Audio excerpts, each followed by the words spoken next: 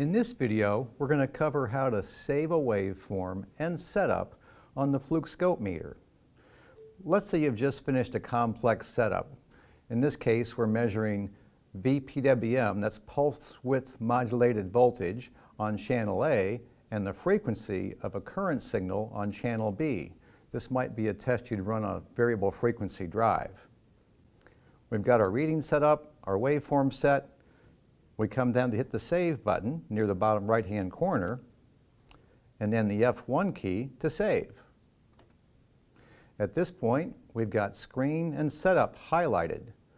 We've got 1 location used and 14 free in memory. We're going to save to the internal memory as opposed to an external USB stick that we could plug into the side of the scope. We'll hit the Enter button to confirm. Scope 1 is my default name, but to make this easy to recall, I can edit the name using F1. And now I can go through with my alphabet here and select different letters, enter V, and then say Name OK with F1. Enter to save. I've now saved that setup. I'm going to go ahead and turn the scope off and turn it back on with the factory defaults by holding the user key down.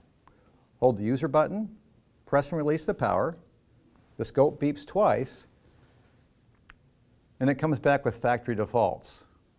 Now I'll hit the Save key again, F2 for recall. I want to recall the setup, so I'll arrow down, hit Enter. VFD is highlighted, so I'll press F3 for recall, and I'm right back to where I was. My pulse width modulated voltage and my frequency for channel B. And that's how you save, waveform, and setup on the Fluke scope meter.